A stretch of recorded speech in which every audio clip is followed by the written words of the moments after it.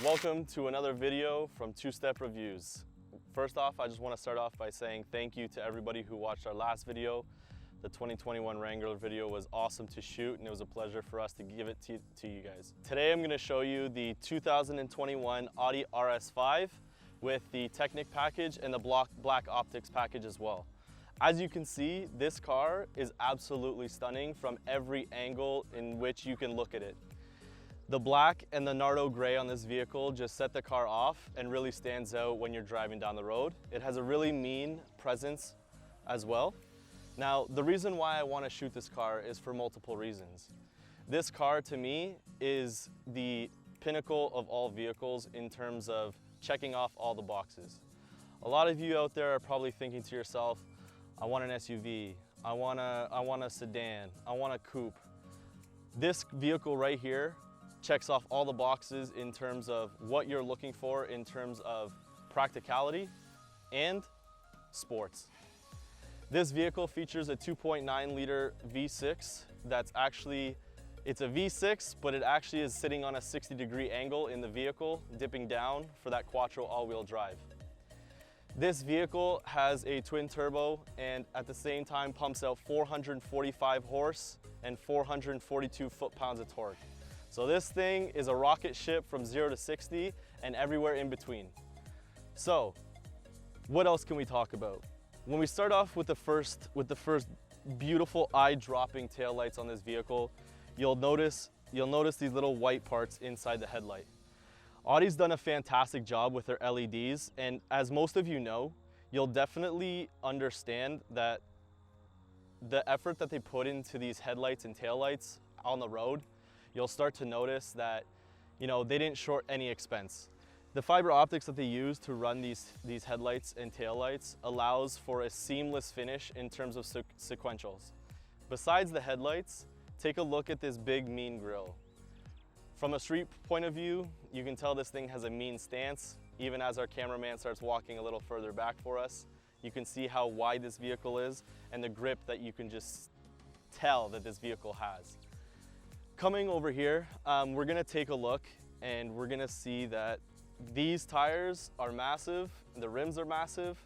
It's sitting on 275/30/20s. So these are 20-inch rips wrapped around 275 Continental contact sport wheels. And I think they look awesome. Again, the black with the Nardo gray, there's nothing else like it, and it's very rare to get this color combination. As you can see from every angle, no matter which way you look at this vehicle, the lines are beautiful. It's elegant, yet sporty, and it still gives you that luxury feel. I mean, come and look at these door handles. Once I grabbed it, because the car also knows that I have the key, I've now locked the vehicle, but that's not even the best part. The best part about this vehicle is how the door handles open. And another point that I want to point out is that as you notice I'm getting into this vehicle, you see there's no pillar here like all the other vehicles. A lot of car manufacturers like Subaru, Audi, they all have this feature, and to me, I even had it in my old Infiniti G35 Coupe where the actual pillar is removed. I think that it provides a more elegant touch and feel to the experience of getting in the vehicle. But I will say, for the owner of this vehicle, we're gonna see how much he loves it in the wintertime. I know that it kind of creates some issues, but you pay for what you get. This thing's a beast in the summertime, and that's what it's for. When you walk into the vehicle and you take a first glance at the cockpit and the actual door, the contrast and the mesh of carbon fiber and Alcantara looks absolutely stunning. This is typical on any S-line Audi vehicles, such as S5, RS5, things of that nature. This is a staple within their interior. What I like most is, first of all, the seats in this vehicle. These seats feature a massage seat, front lumbar support, heated seat, and one thing that you don't get on the RS models is the cooled seats, mainly because the actual leather is not perforated. But who needs cooled seats when your seats look like this anyways? Looks like something out of a Spider-Man suit. But I think it looks absolutely epic, and I know that the owner of this vehicle loves it just as much as I do.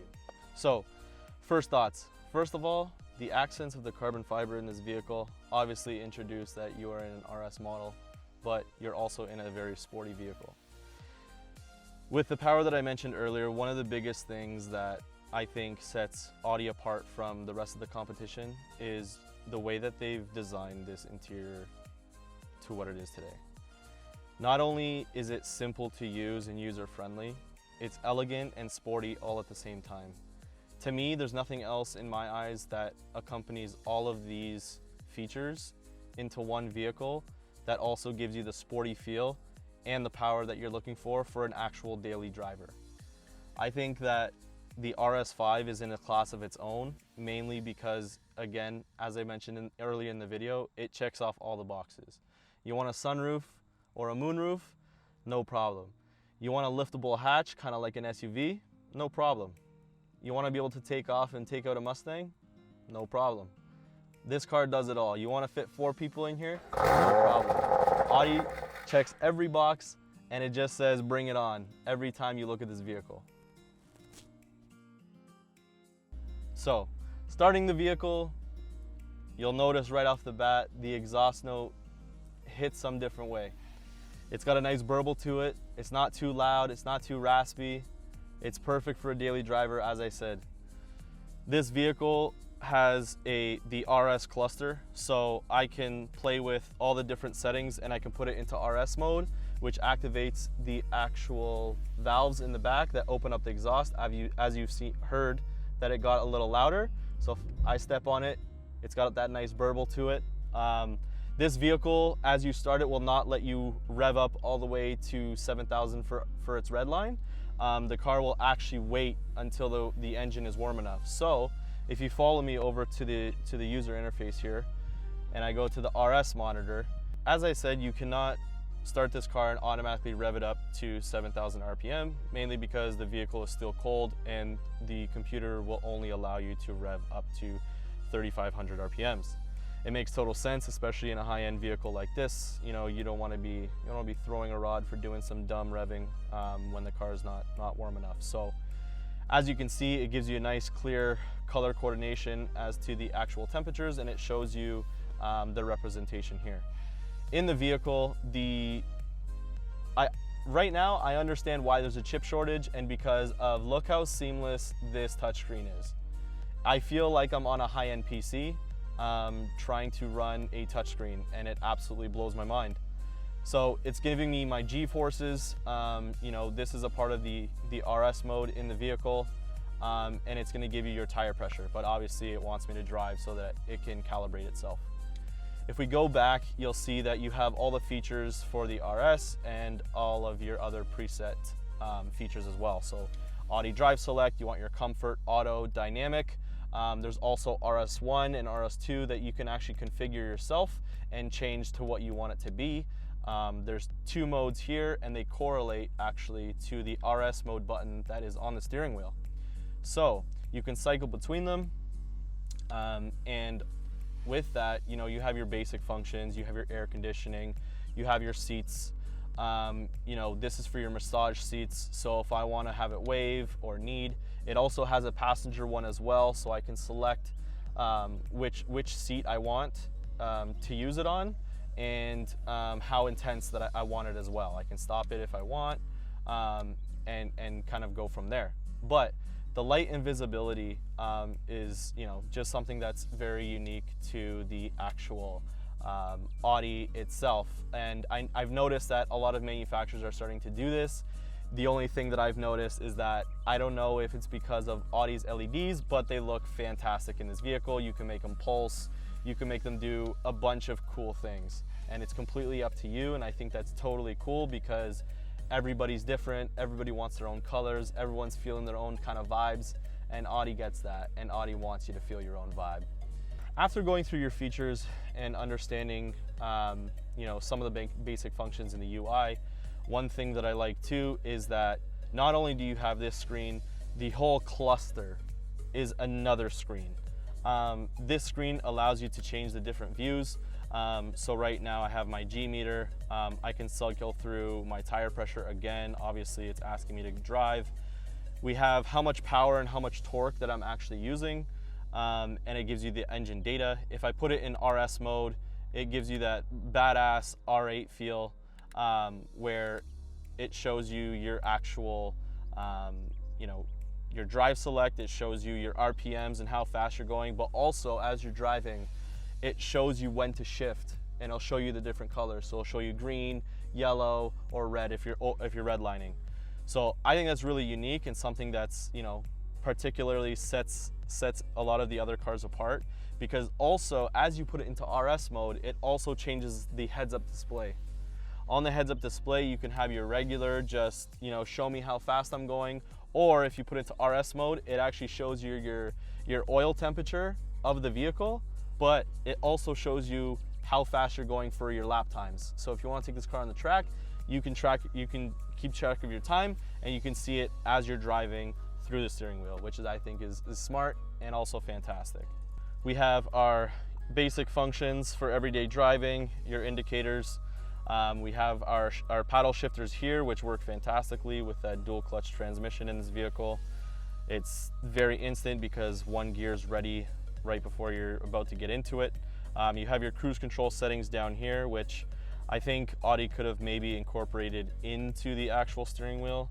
You know, these kind of look a little outdated in my opinion, but aside from that, that doesn't change how I feel about this vehicle. This vehicle is absolutely breathtaking, and for the money, I can't see anything else that fits this class. But you have your Bluetooth functions, your hands-free, your voice controls, your muting of the music if you want to go higher, louder, and you can cycle through the sidebar here with this scroll. You have a heated steering wheel in this model. If you have the Sport model, actually have a straight bottom instead of this fully rounded one.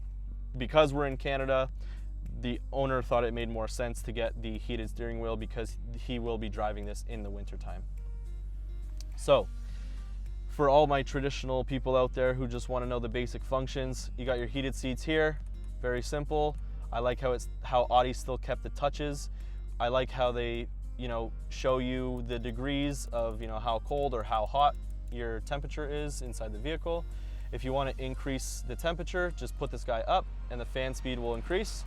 You can put it down if you want it lower, if you want to turn AC on or off. It's very easy, very, very counterintuitive for anybody of any age group. And I think that by Audi creating this, it speaks a lot of volumes for who they're looking to approach in terms of their customer base.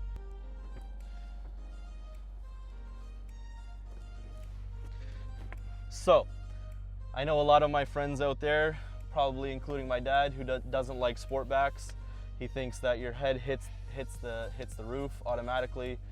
I mean, I'm not the tallest guy in the world. I'm 5'7", but at the same time, my head does not hit the top of this roof. The photographer, he's a little bigger. You're a bigger gentleman, right? He still doesn't hit the top of this vehicle either. It does get a little squished when you do get in the middle, but it's definitely suitable for a teenager or someone who's a little smaller. The seats on the side, you can definitely fit somebody that's at least 6 feet comfortably, sit in the back, go on a road trip and enjoy yourself. You also have climate controls back here as well in the vehicle. So down here at the bottom, you'll see that you are able to play with the settings. So, you know, if you think it's a little too cold or too warm back here, you have the ability to do that. You have two USB chargers in the back. So, you know, it's pretty handy for all your passengers when, you know, before you'd be fighting over the cable because your friend was at 3% and your other friend was at 5%. You guys all just share the cable so that you could all send Snapchats of each other. You guys have followed me to the back, and this is where I think the money is. To have a vehicle that performs the way that this one does and also have the cargo room that it does, you can fold the seats 40-60 and allows you to have tons and tons of space. I believe it's 25 cubic inches of cargo space here. It's quite a bit. I mean, I could crawl up in here and I could sleep in here fine. I'm even thinking of getting one of these for myself, and the best part about it is, even if I went camping, I could find a mattress that's big enough, put the seats down, and I could sleep in here comfortably, and I don't need a tent. So I paid X amount of dollars for my car. It's a tent. I could fit 5 people in it. I can take out Mustangs, and I can drive it in the winter. I honestly don't know what else you guys want me to tell you about this vehicle other than I'm pretty sure it can do everything. Besides transform into a transformer, that's the only thing it can't do. But I'm sure they're getting there.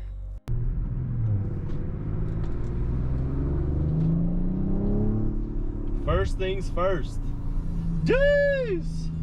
So, 2021 Audi RS5 Nardo Gray.